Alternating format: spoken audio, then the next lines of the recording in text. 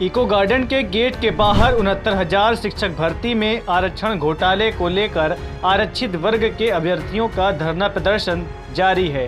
अभ्यर्थियों ने योगी सरकार को चेतावनी देते हुए कहा कि अगर हमारी मांगे नहीं मानी गई तो 2022 में सरकार को बदल देंगे। उन्होंने यह भी बताया कि विधानसभा का घेराव किया था कि सरकार के कानों में जूरेंगे, परंतु हम लोगों को कूड़े की तरह फेंक दिया गया।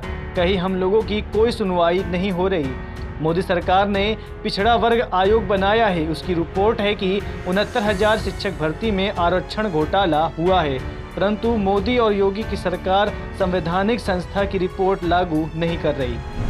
173 दिन से हम 69,000 शिक्षक भर्ती के आरक्षण पीड़ित अभ्यर्थी इस आंदोलन को चला रहे हैं और विभिन्न तरह की समस्याओं को झेल रहे हैं। और जिस समय केशव जी का ये ट्वीट आता है कि वो हमारे लिए सरकार सोच रही है, समाधान करेगी, एक कहीं ना कहीं हम अभ्यर्थियों के बीच में बहुत सारी उम्मीदें जाग गई थी। लेकिन जिस तरह उन्होंने ट्वीट डिलीट किया, हम समाज के लोगों, पिछड़े दलित समाज जो जिनका वो प्रतिनिधित्व कर रहे हैं सरकार में, उन सभी का कहीं ना कहीं निराशा और हताशा हाथ लगी है। तो मैं केशव जी से यही कहना चाहूँगी और सरकार से यही कहना चाहूँगी, ये पिछड़े दलितों ने ही आपकी समाज बनाई, आपकी सरकार बनाई है।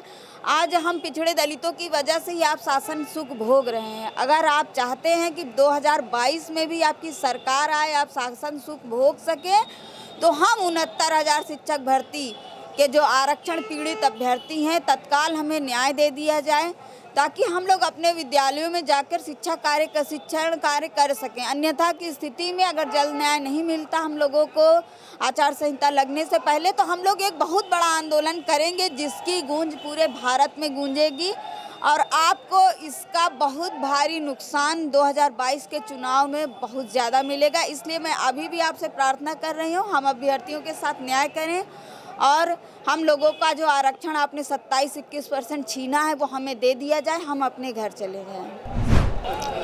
देखिए, हम लोग का धरना का आज 173 दिन हो गया है और हम लोग शांतिपूर्वक तरीके से अपनी मांगों को लेकर आज भी बैठे हैं, कल भी बैठे थे। और जब तक हमारी मांगें पूरी नहीं होती, जब तक राष्ट्रीय पिछड़ा वर्ग आयोग की रिपोर्ट 27-21 उसमें पूरा नहीं होता है, तब तक हम लोग बैठे रहेंगे। और उन तमाम ओबीसी एससी भाइयों की तरफ से मैं सरकार से पूछना चाहता हूं कि जो आपका नारा है कि सबका साथ सबका विकास, तो क्या उस सबके साथ सबके विकास में ओबीसी एससी वर्ग आता है कि नहीं? माननीय मुख्यमंत्री जी, माननीय उप मुख्यमंत्री जी स्वतंत्र देव सिंह जी, ये मैं आपसे जानना चाहता हूँ और पूरा ओबीसी एससी समाज जानना चाहता है, क्योंकि यही ओबीसी एससी समाज आपको 2017 में और 2014 में 2019 में चुनकर राज्य सरकार और केंद्र सरकार में सरकार बनाने का मौका दिया था।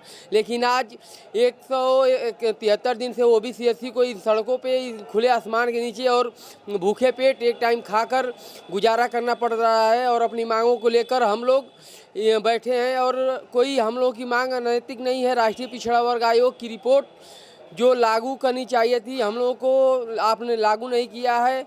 लेकिन हम लोग ओबीसी एससी जरूर हैं, लेकिन कमज़ोर नहीं हैं और तब तक बैठे रहेंगे जब तक आप हम लोगों के साथ न्याय नहीं करेंगे।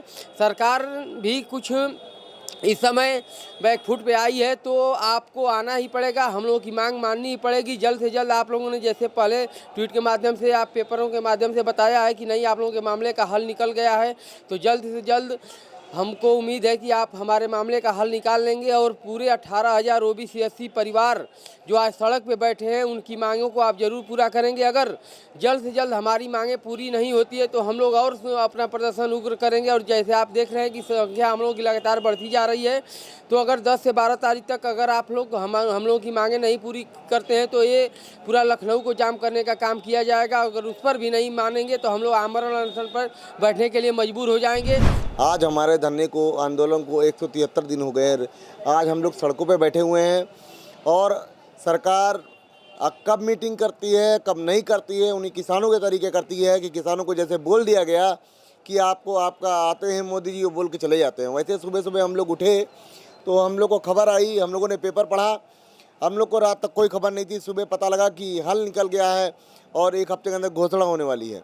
उन लोग अगर वे चाहते हैं कि हम आंदोलन छोड़ दें उनके कहने से, तो ये जरा भी मान्य नहीं होगा। ऐसे BED TT 2011 में हुआ था, उन्होंने कहा था केशव प्रसाद मौर्य जी, तब वहाँ धरने में बैठ के, तब वो विपक्ष की तरफ थे तो बैठे हुए थे, न्याय मांग रहे थे, तो बोला गया कि आप जाइए और आपको न्याय मिल जाएगा। ये लोग चले गए, वही उनकी गलती थी, उसी की वजह से उनको न्याय नहीं मिला। आज हमें ज़रूरत है संख्या बल की, और अगर जितनी संख्या बढ़ेगी, अगर जिनको जिनको नौकरी चाहिए, जो आंदोलन में रहेगा, जो आंदोलन का सहयोग करेगा, उन सबको नौकरी दिलवाएंगे। और योगी सरकार से कहना चाहते हैं कि एक हफ्ता योगी जी की चलती नहीं है, मोदी जी की चलती है, क्योंकि पेपर से आई न्यूज़ नई दिल्ली से, नई दिल्ली में केशव प्रसाद मौर्य, अनुप्रिया पटेल जी, इन लोग को बहुत बहुत धन्यवाद, अनुप्रिया पटेल जी को खासकर, केशव प्रसाद मौर्य जी तो स्टूल मंत्री हैं, बहुत बहुत धन्यवाद।